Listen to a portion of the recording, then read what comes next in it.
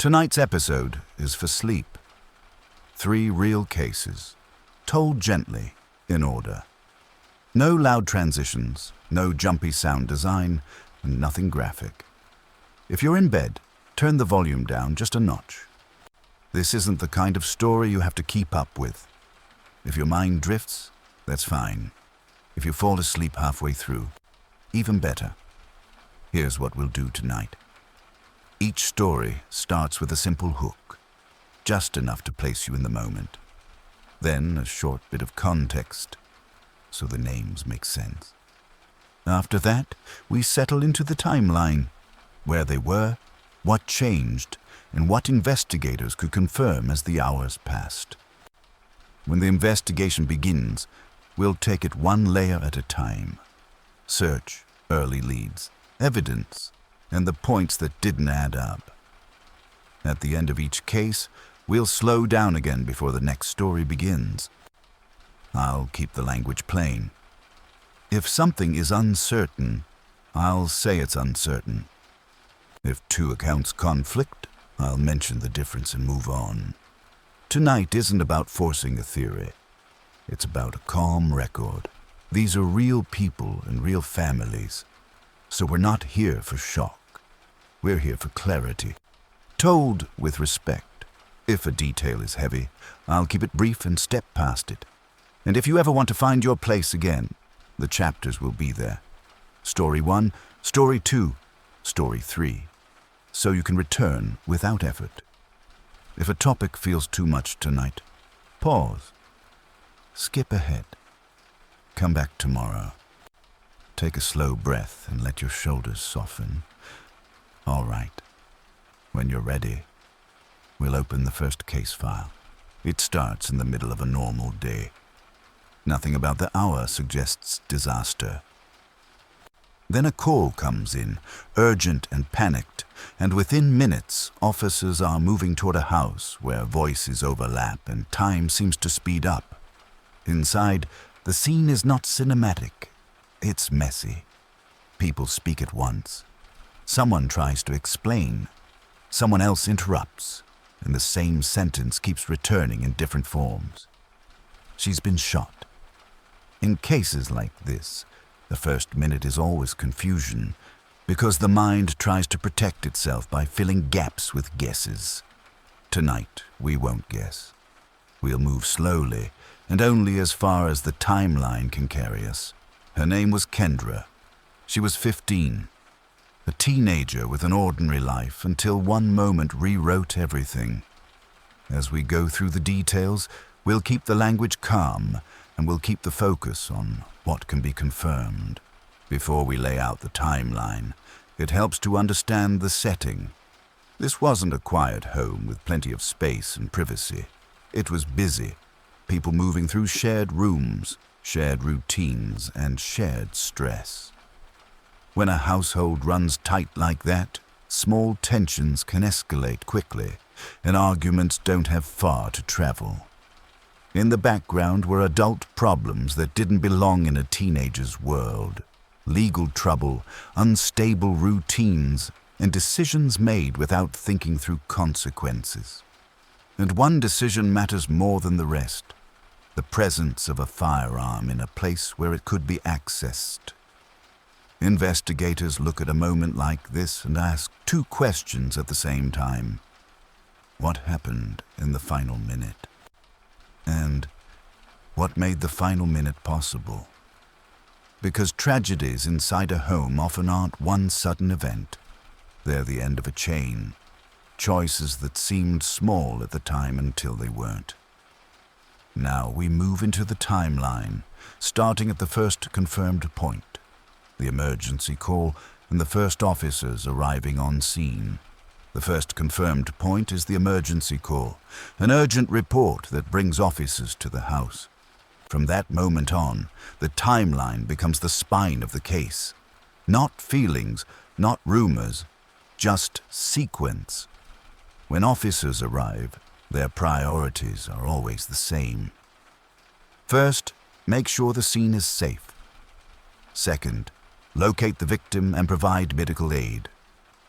Third, Figure out who is present, who lives there, who is visiting, and who moved where in the minutes before the call. Inside, everything feels compressed. People are speaking over one another. Some are crying. Some are trying to explain too quickly, as if speed can change what already happened. And in the middle of that noise, officers have to do something very simple and very difficult. Slow the moment down. They ask basic questions first. Where is the victim? Where did the injury happen? Is the weapon still here? Who touched it? In cases involving a firearm, investigators need to know one thing immediately. Is there still a risk of another shot, accidental or otherwise? So officers look for the weapon, and for anything that might explain how it was handled. Was it left out? Was it moved after the fact? Was it taken from one room to another? Those questions matter because people often try to fix the scene after a tragedy without realizing that changing anything can become evidence by itself. In the first minutes, statements usually come out in fragments. Someone says they heard a sound and ran in. Someone else says they were in another room entirely. One person insists the incident happened too quickly to understand. Another person describes a longer sequence. Steps, voices, movement. And almost right away, investigators notice something important. The details don't line up cleanly. That doesn't automatically mean someone is lying. Shock can make time feel distorted. Memory can fill gaps without permission. But it does mean that the next step is necessary. Officers begin separating people. Not harshly, not dramatically, just carefully, placing individuals in different spaces, asking them to sit, to breathe, to wait. Because the more people talk together, the more they begin to share a single story, whether it's accurate or not. Now the questioning becomes more structured.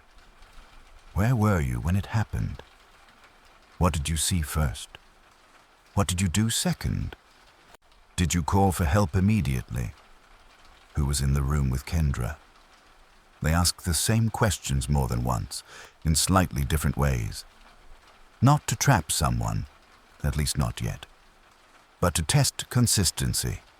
And consistency is the quiet heartbeat of the early timeline. As those first interviews start, two tracks begin to form. The first track is medical and immediate. What responders did, what they saw, and what they tried to do. The second track is investigative, what each person claims, and how those claims relate to space, time, and access. Because in a case like this, the story is not only what happened, it is also who had the ability to make it happen, and who had the responsibility to prevent it. By this point, the scene has a shape. People are accounted for. The house is mapped in simple terms. This room, that hallway, that doorway. And the earliest statements are recorded, imperfect but preserved. As the scene settles, officers do something that looks simple, but matters later. They build a rough map. Not a detailed diagram yet, just a practical layout. Which room is closest to the entry? Where the hallway leads? Which doors were open? Which were closed? And where people say they were standing at the moment they heard the sound. Because in a small space, distance becomes evidence. If someone claims they ran from one room to another in seconds, investigators ask, is that physically possible? If someone says they didn't see anything, they ask, from that doorway, what would you have been able to see? They also pay attention to what people do while they talk. Some stand still, some pace. Some keep repeating the same sentence as if repetition can make it true. And sometimes, as someone begins to add unnecessary details that weren't asked for, because they're trying to guide the story away from something uncomfortable. In the first stage, officers don't argue. They listen. They write down the first version exactly as it comes out, because the first version is often the one people forget they gave. Another quiet detail: they track the order of events by minutes. Who called? Who spoke first? Who entered the room first? Who touched what and when? Even in a chaotic moment, there are usually a few fixed points. A phone call placed, a door opened, someone stepping into a hallway. Those points become anchors. Everything else, every claim, every explanation has to fit around them. And when it comes to the weapon, the questions become careful and repetitive. Was it already in that room or brought in? Was it stored or left out? Was it handled after the shot? Moved, picked up, set down again. People often think they're helping by tidying a scene, by moving objects out of the way, by trying to make the moment less frightening. But investigators know that even a well-meant movement can erase something important, like where the weapon was or who had access to it. So officers keep returning to the same core: who had access, who had control, and who was closest in the moments that matter. By now, the noise has dropped a little. People are in separate spaces. The house is quieter, and the early statements, messy as they are preserved. That's when the case begins to shift from the emergency itself to the question that comes after every emergency. How did we get here? That's the end of the first phase. Next, the case moves into the part where the timeline tightens, where investigators stop accepting general answers and begin asking for specifics, exact positions, exact movements, and the one detail that keeps returning in different versions. And that's where the contradictions begin to matter. After the first response, the case enters a quieter phase. The house is no longer a single chaotic scene. People are separated. The noise is lower, and the questions become more specific. Investigators begin with comparison. They take the earliest statements, imperfect, emotional, sometimes fragmented, and place them side by side, not to argue with anyone and not to punish grief, but to test sequence. Because even in shock, time has rules. They ask the same core questions again, slowly. Where were you when you heard the sound? What did you do first? Who was in the room before you arrived? Who touched what afterward? In the beginning, contradictions don't arrive like a dramatic twist. They arrive like small bends in a road. A person says they were in one room, then later describes hearing something from a place that doesn't make sense. Someone insists they didn't touch anything, but later mentions moving something out of the way. One account describes a quick, sudden moment. Another account describes a longer sequence. Steps, voices, movement. None of that automatically proves deception. Shock can distort memory, but it does create a need for structure. So investigators tighten the timeline. They ask witnesses to start earlier. Tell me what was happening 5 minutes before. Where was everyone right before anything changed? They also ask them to stop at specific points. Pause there. Where are you standing? From that doorway. What can you see? If someone was in the hallway, would you hear them from here? This stage is less like storytelling and more like mapping. Rooms, doorways, line of sight, distance. Because in a small home, a claim can be tested against space. If someone says they ran in immediately, investigators ask whether the distance matches the timing. If someone says they didn't see anything, investigators ask what that person would have been able to see from the position they described.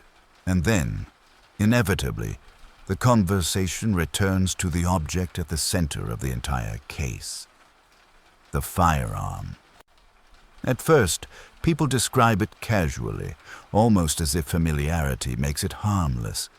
But the investigation does the opposite. It makes the weapon unfamiliar again, an object that must be accounted for. Where was it kept? Was it secured? Who had access? Who knew it was there? And here, investigators are listening for something even simpler than motive. They're listening for control. Because control answers questions that emotion can't. If someone controlled access, then that person controlled risk. And if a tragedy happened, the next question becomes, was that risk preventable? To move forward, investigators do something that looks plain, but matters later. They track order. Who spoke first at the scene? Who called for help? Who entered the room first? Who touched the weapon and when? People don't realize that sequence can be evidence. A call made immediately suggests panic and urgency.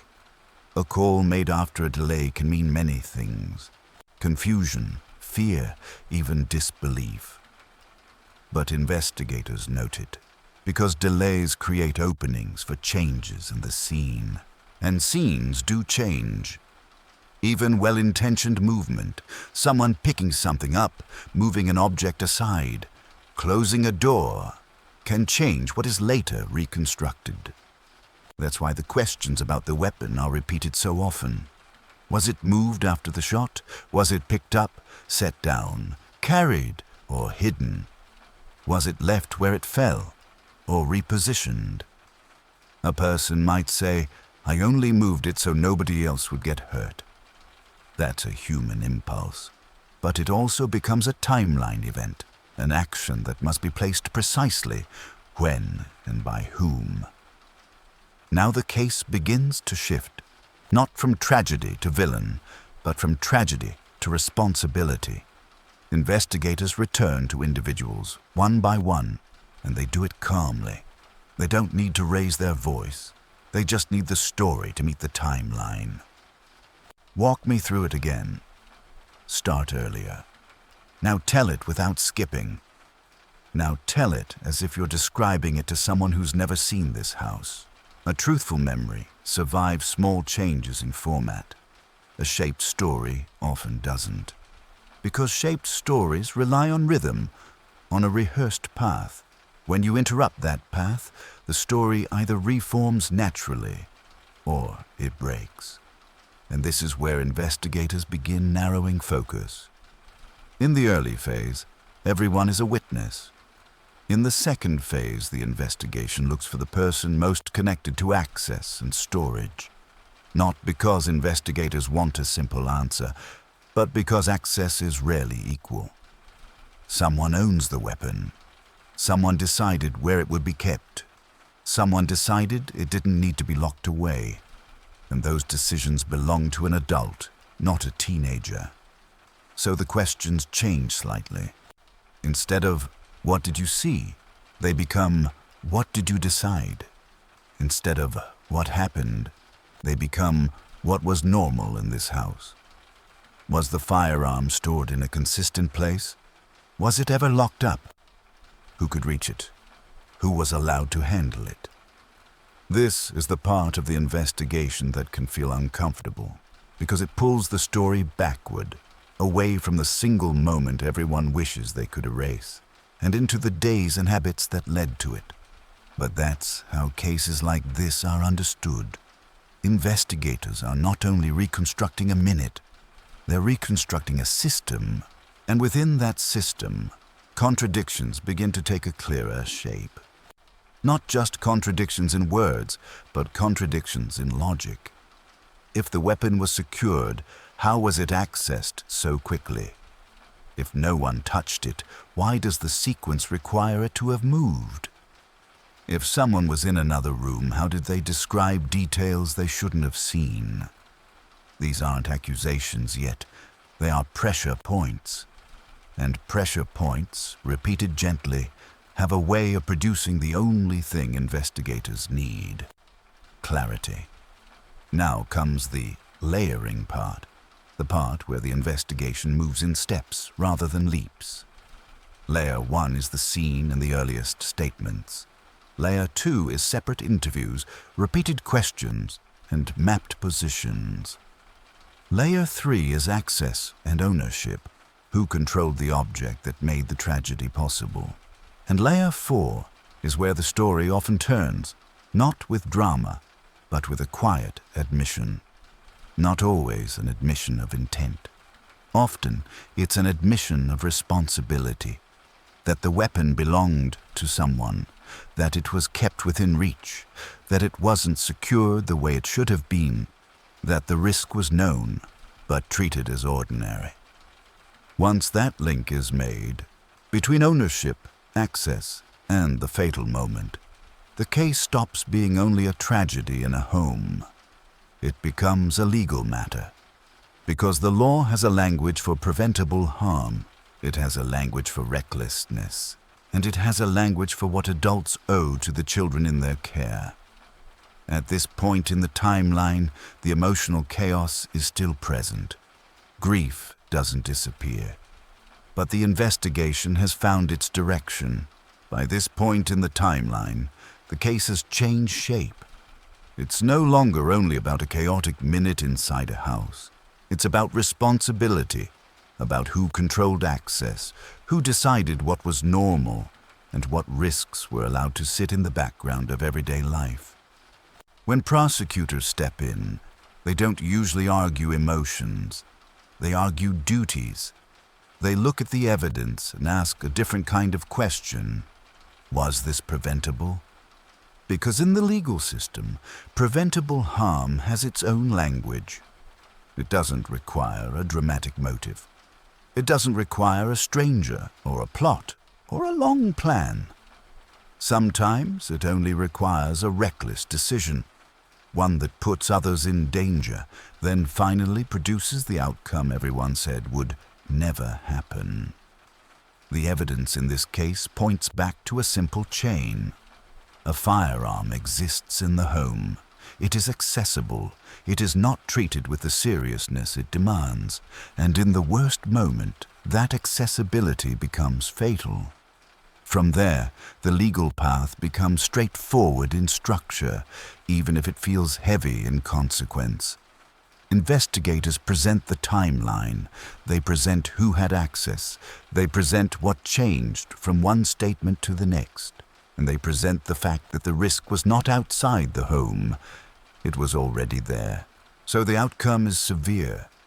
A conviction. A long prison sentence. Not because a court can balance a life with years. Nothing can do that. But because the court is recording responsibility in the only way it knows how. And still, even when the legal chapter closes, the human chapter stays open. A teenager is gone. A family is fractured in a way that can't be repaired by a verdict. And the people left behind have to live with the question that follows so many preventable tragedies. What if one choice had been different? If you're listening to sleep, this is where we slow down and let the noise fade. This story doesn't end with a clever twist. It ends with a quiet warning. When safety becomes optional, when danger is treated like an ordinary object, time eventually collects a price. Take a slow breath in and let it out. Because the next story begins in a different kind of tension. Not a sudden emergency inside a crowded home, but a conflict that builds in the background. Custody schedules, resentment, control, and the feeling that someone is winning and someone is losing. And then, one night, that conflict stops being paperwork and arguments and becomes something deliberate. When you're ready, we'll move to story 2. The second story begins in a way that feels ordinary at first. A father is coming home with his child close by. One of those moments that should fade into the background of a normal life. The street is familiar. The routine is familiar.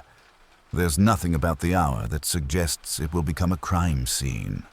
And then, in a short burst of violence, everything changes. Colby Vincent is shot. It happens quickly, too quickly for the mind to process in real time. And as responders arrive and the first shock settles, investigators are left with a question that doesn't go away. Why him? And why now? Because the first glance at the scene doesn't behave like a robbery. In many street crimes, there's a clear purpose beyond harm. Something taken, something demanded, something disrupted. Here, early indications point towards something different. The violence appears targeted, and there's no obvious gain in the usual sense. That doesn't solve anything by itself. Sometimes people panic and flee. Sometimes a plan is interrupted. Sometimes a crime scene looks clean simply because it happened fast. But investigators don't ignore the absence. They treat it as a signal. Before we go further, it matters to say this clearly. Colby was a real person and a father. And the impact of what happened is not abstract, because a child was present in the aftermath, close enough for this event to leave a mark that will never fully fade. Tonight, we'll keep it calm. We'll keep it in order. What was reported, what could be confirmed, and how the investigation moved from possibly random to deeply personal. Now, the background. Long before the night of the shooting, there was tension in Colby's life. The kind of tension that doesn't always show up in public, but can dominate private conversations for months. Custody, control, resentment, and the feeling that someone is losing something they believe they're entitled to. Custody disputes can look like paperwork from the outside. Schedules, court dates, drop-offs, messages that circle the same arguments again and again. But inside those disputes, conflict can turn into fixation. And fixation doesn't need a crowd. It grows quietly. It feeds on repetition. It turns the other person into an obstacle rather than a human being. Investigators know that when a crime doesn't look like a robbery, the motive often lives in a relationship, past or present. So early on, they do two things at the same time. They work outward from the scene, witnesses, movement, description, and they work inward into the victim's life, who had conflict, who had stakes, who had reason to hate. Now the timeline. The shooting happens at night near Colby's home. Neighbors report sharp noise, then confusion, movement outside, voices, the kind of sudden alarm that makes people look through windows or step onto porches without fully understanding what they're walking into. Responders arrive, and the priority is medical. But while that's happening, investigators begin gathering the first layer of information. Who saw what and when? In the earliest minutes, witness accounts rarely match perfectly. That's normal. People see pieces, not the whole. One person notices a figure moving away. Another hears footsteps. Someone else catches a glimpse of a vehicle or direction of travel. Detectives take those fragments and build a rough outline, not a conclusion. A description begins to form. An approximate age range, a general appearance, the way the person moved, the direction they went. It's not enough to name anyone, but it's enough to start searching. Enough to canvass the area, check nearby streets, and ask for any cameras that might exist on homes or businesses. At the same time, investigators look for the signature of robbery. They check for missing valuables. They ask whether a wallet, phone, or keys were taken. They assess whether anything suggests the attacker was searching for property. And again, the same uncomfortable clue remains. There isn't an obvious theft. So the question changes. Instead of, what did the attacker want? It becomes, did the attacker want him and nothing else? That shift matters because it changes where detectives spend their time.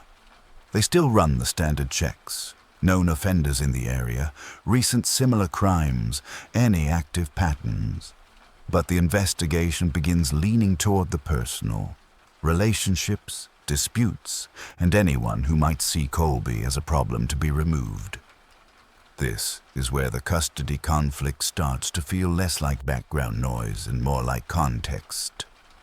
Detectives look at the days leading up to the shooting. They review schedules. They ask about upcoming exchanges. They examine whether there were arguments, threats, or unusual communications. They ask who knew where Colby would be and when. Because a targeted act usually requires something simple. Knowledge. Not genius, just knowledge of routine. And routine is exactly what custody schedules create. Now, as the investigation deepens, detectives often reach a difficult question. If a person has motive, could they also have the willingness to do it themselves? Sometimes the answer is yes. But sometimes, detectives encounter a different pattern. One that shows up in cases where resentment is intense but direct action feels risky. The possibility that someone asked another person to do it. This is not a dramatic leap.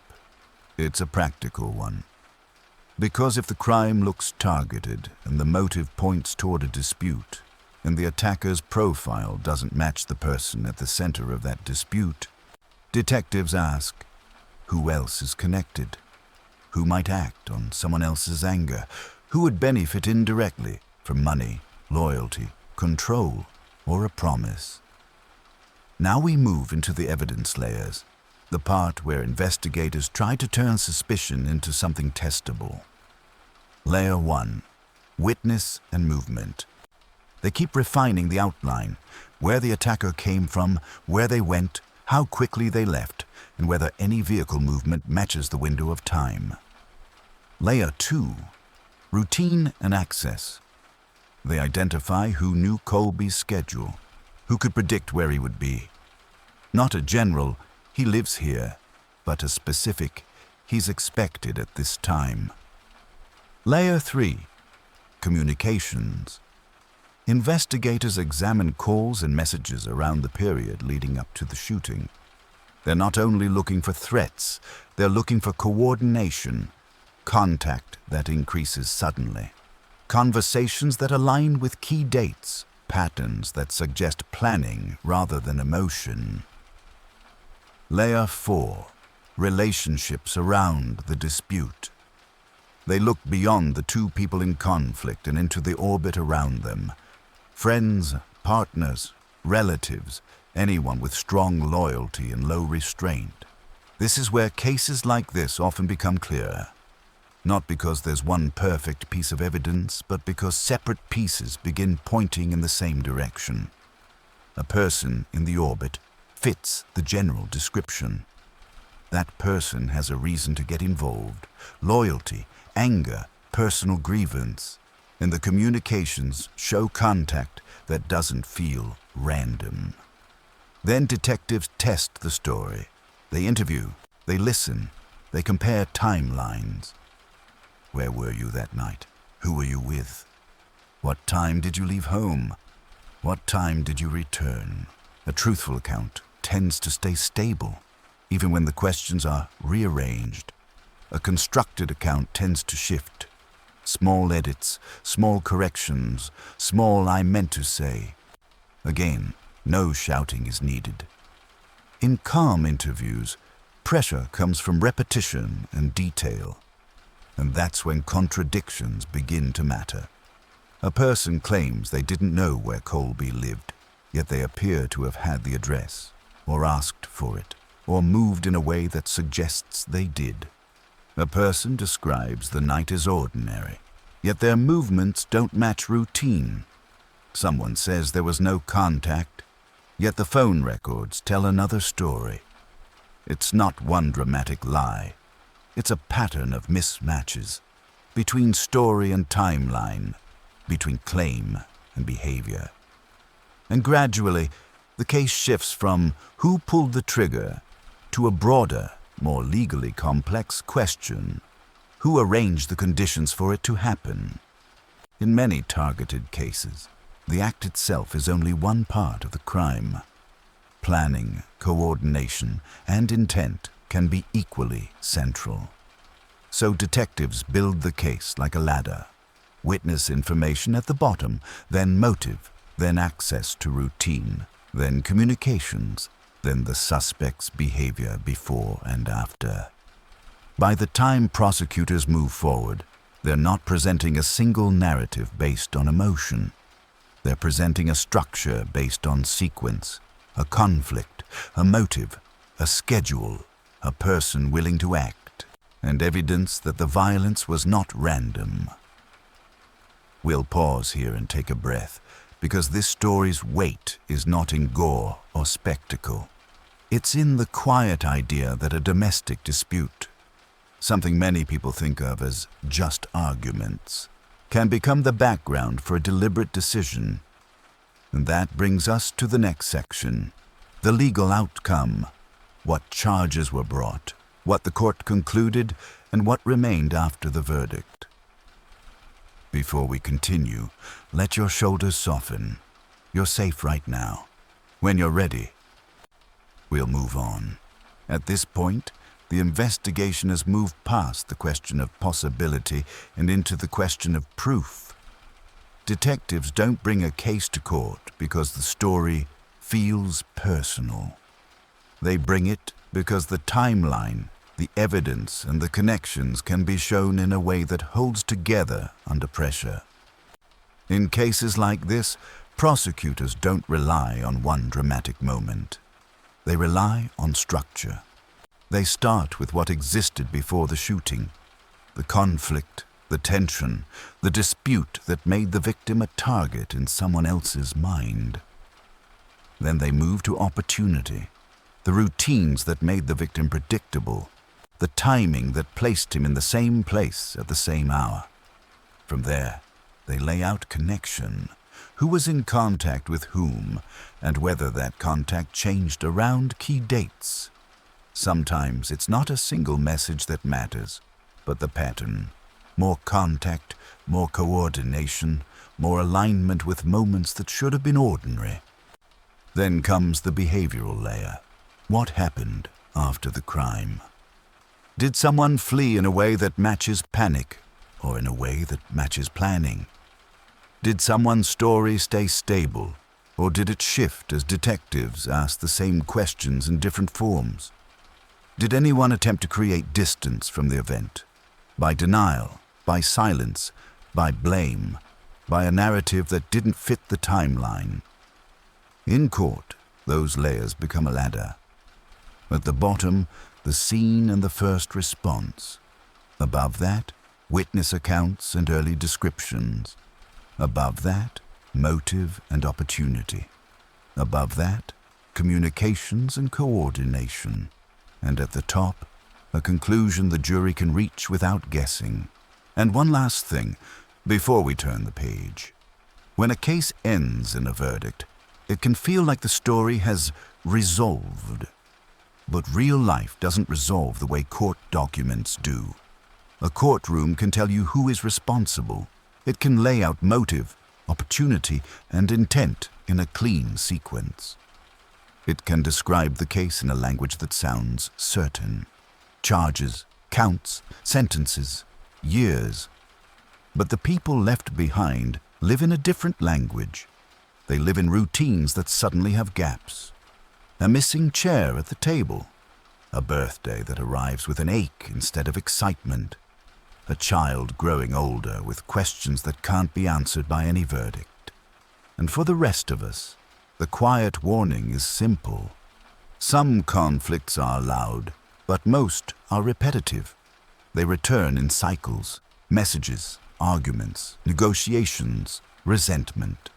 Over time, that repetition can make the situation feel normal, even when it isn't. And in rare cases, a person decides to turn that private conflict into a permanent outcome. If you're listening in bed, let this be the moment you soften your focus. You don't need to hold the details tightly. Let the timeline fade a little. Take one slow breath in and let it go. Now we'll move into story 3. Handled gently, sleep safe, and without graphic detail.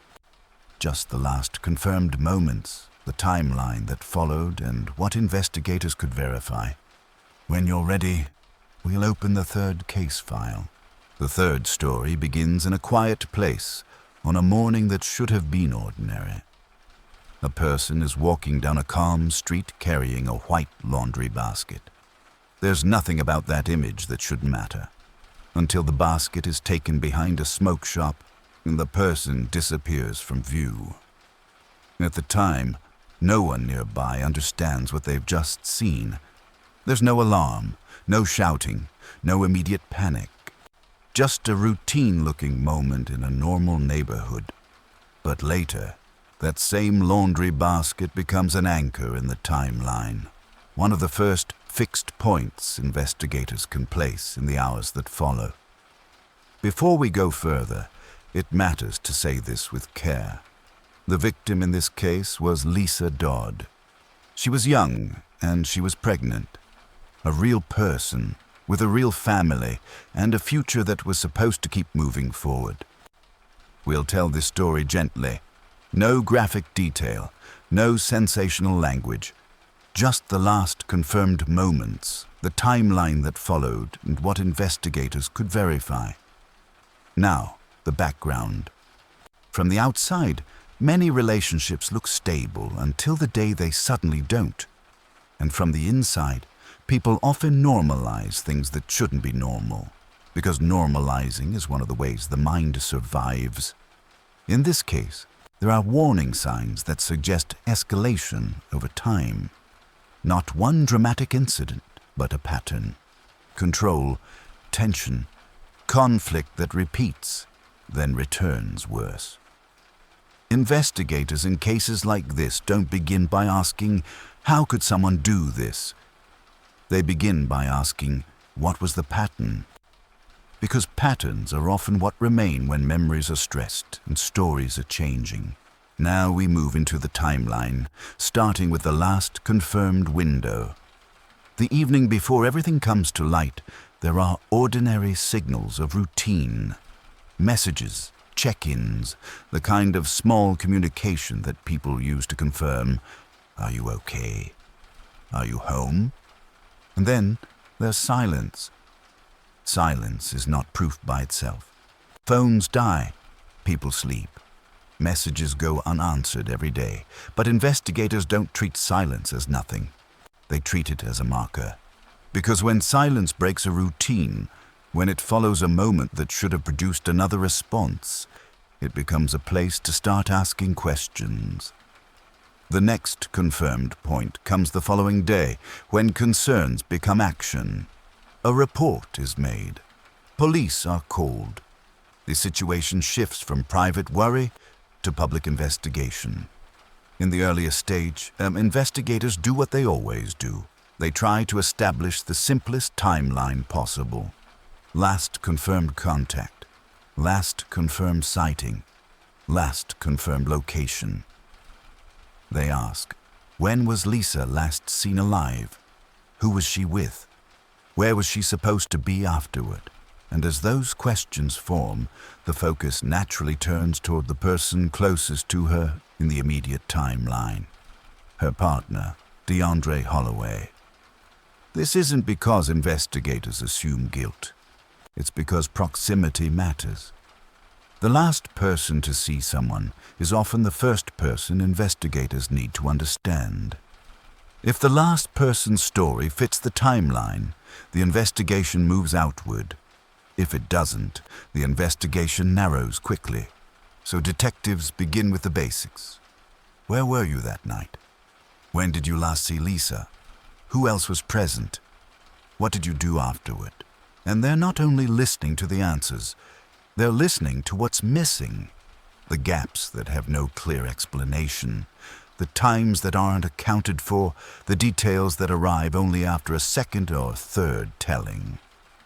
While those interviews begin, investigators also start building the timeline from outside of memory.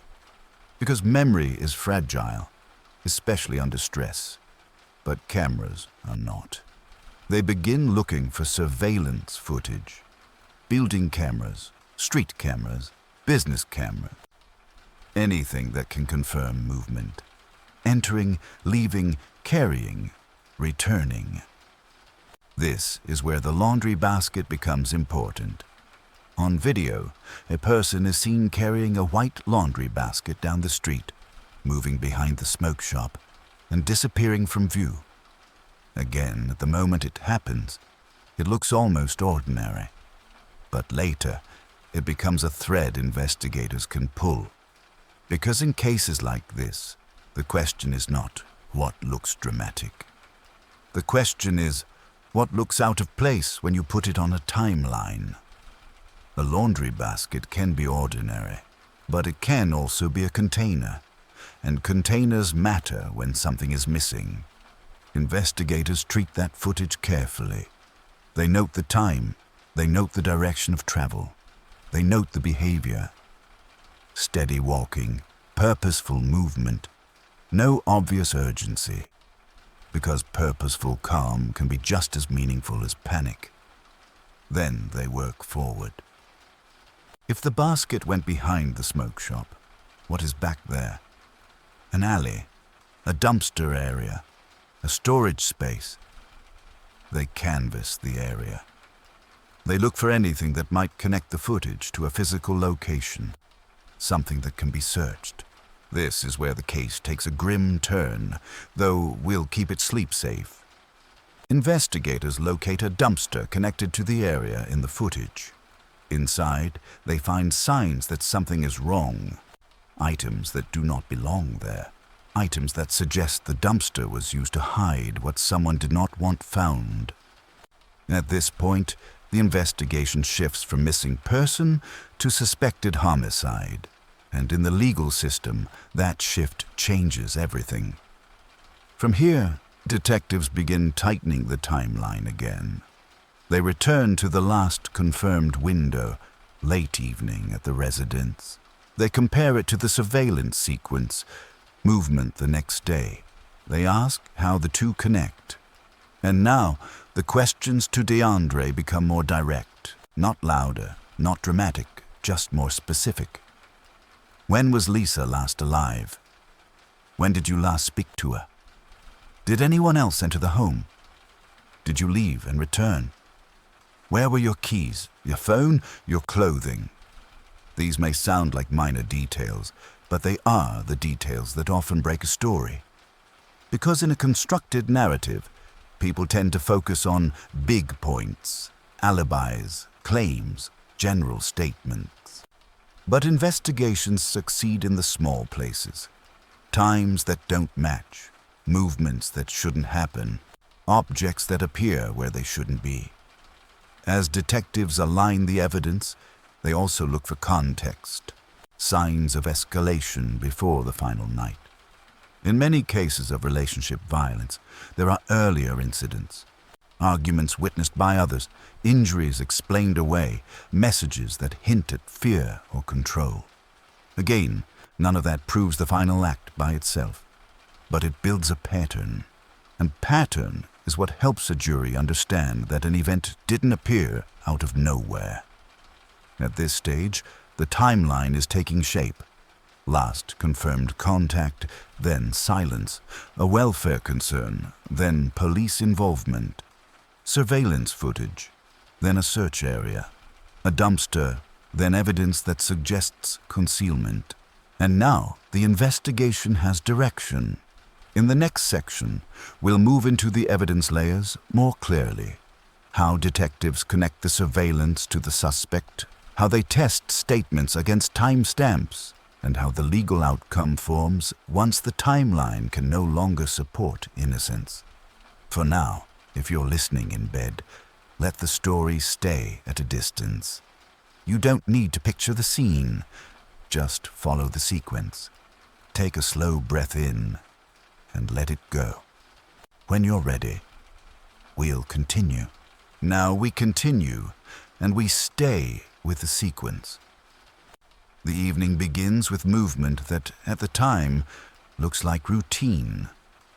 Surveillance and messages help place Lisa's last known hours into a frame. She's seen arriving back at the apartment with DeAndre later that night.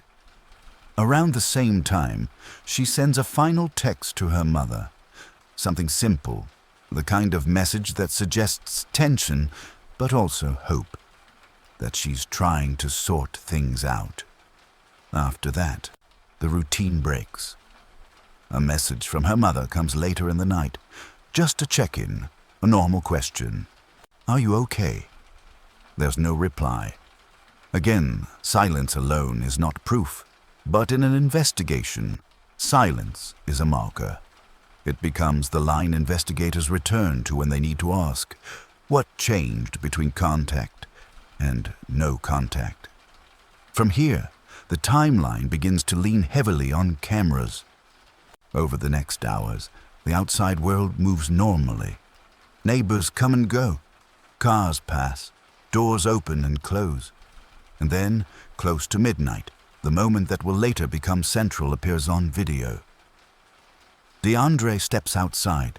He is carrying a white laundry basket. He does not move like someone in a hurry. He moves with purpose. Calm, steady, deliberate. He approaches a vehicle, hesitates, and then disappears back inside briefly, as if something is missing. Keys, perhaps, or something else he needs. When he comes out again, he's still carrying the basket. He walks away from the apartment toward a nearby area behind a smoke shop. An area with a dumpster. A second camera angle from a local business picks up the rest. The basket is thrown into the dumpster. Clothing is thrown in as well. And then the street returns to quiet, as if nothing happened. It's a short sequence, but it changes the investigation completely. Because by this point, Lisa has not been located. The family is still looking for her. No one is thinking in terms of evidence yet. Only worry. But the next day brings the first public sign that something is wrong. A construction worker, going about a normal morning, notices something off at the dumpster. Items that don't belong, items that suggest violence or concealment. The worker does what many people would do in that moment. He steps away and he calls. This is the moment when missing begins shifting toward crime. And while that is happening, Lisa's mother is doing what parents do when silence becomes unbearable. She goes to check. She arrives at the apartment in the early afternoon. The building is quiet. The hallway is still. She uses the code or a key, enters, and within minutes she comes back out. Shaking, overwhelmed, in a way that doesn't need explanation. A 911 call follows. Officers arrive and enter the apartment.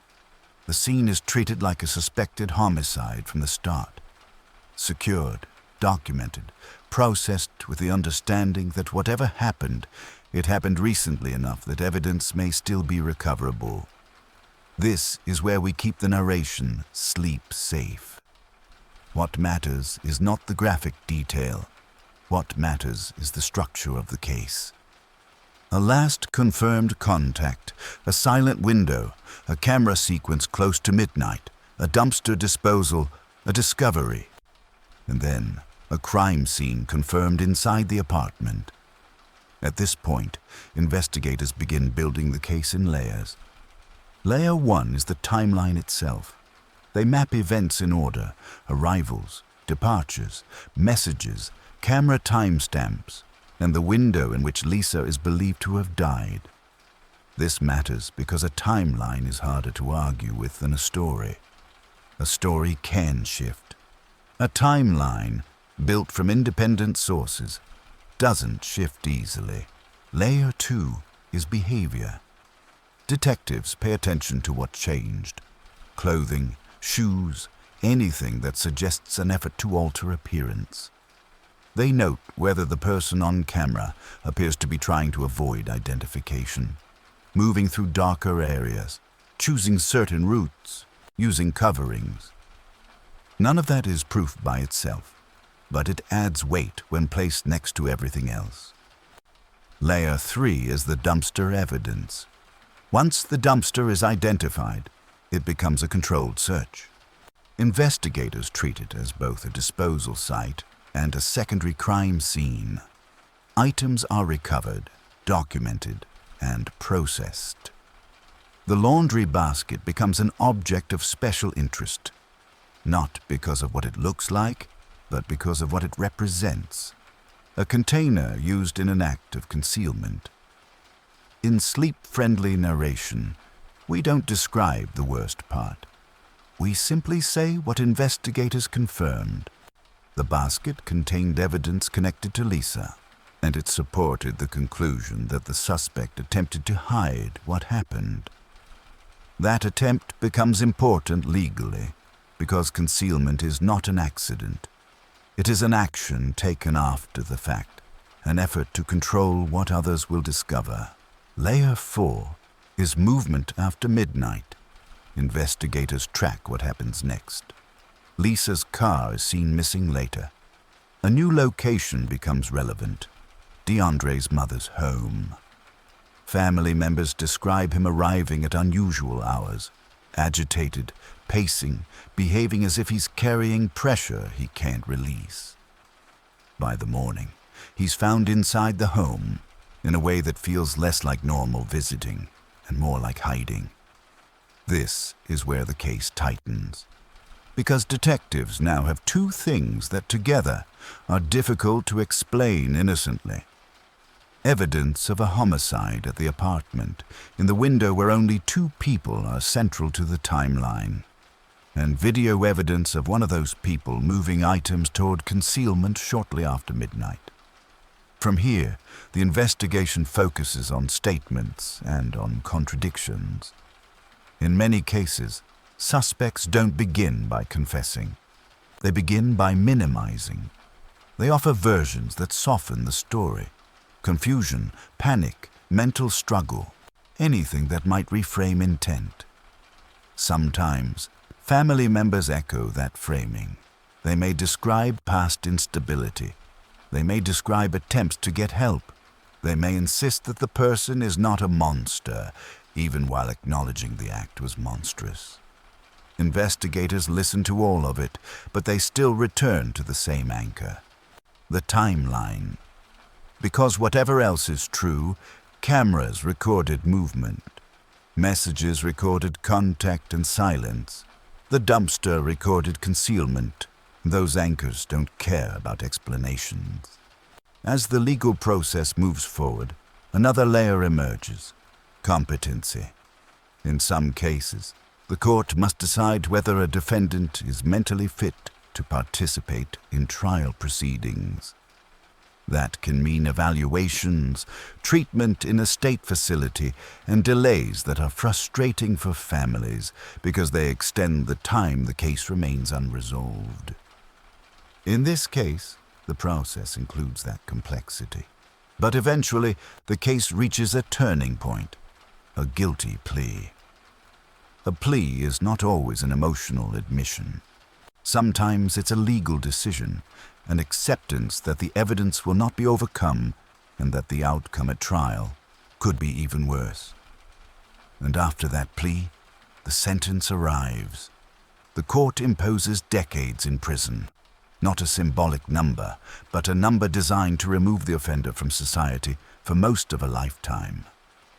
Even here, we keep the focus calm, because the ending of a legal case is never truly an ending. It's a line drawn on paper while the family continues living in the aftermath. And that's where we slow down. Lisa was 22. She was pregnant. She had a family waiting for her to come out the other side of a difficult relationship. Instead, she became a casualty of escalation, of a pattern that, in hindsight, was moving towards something catastrophic. If you're listening to Sleep, you don't need to hold the details tightly. Let the timeline be enough. A last message, a silent window, Cameras at midnight, a concealment attempt, a discovery, a case built layer by layer, a plea, a sentence, and after all of it, the simplest truth remains. Domestic violence doesn't always begin with a headline moment. It often begins as a pattern, small controls, repeated conflicts, the slow erosion of safety, until one day it becomes irreversible. Take a slow breath in and let it go. That brings us to the end of tonight's 3 case files. In a moment, we'll close gently. No sudden music, no sharp exit. Just a quiet landing, and space to rest. And now, we'll close gently. If you're still awake, you don't need to replay the details. Let the timeline loosen. Let the names drift. You've done enough for tonight. These cases are heavy, even when told calmly. So if your mind feels a little alert, like it wants to keep searching for answers, bring it back to something simple. Notice your breathing. Not perfect, not forced, just present. One slow breath in and out. If you're listening in bed, let your shoulders sink into the mattress. Let your hands rest where they fall naturally. If your eyes are open, you can let them soften. If they're closed, there's nothing you need to do next. In this sleep edition, the goal isn't to solve anything. It's to place the story in order, then set it down. A calm record, and then quiet. If you want more case files like this, you can return any time. The chapters will always be here, and each story will be labeled so you can pick up without effort. But for now, you can let the night take over. No more twists, no more questions to hold. Just a slow fade.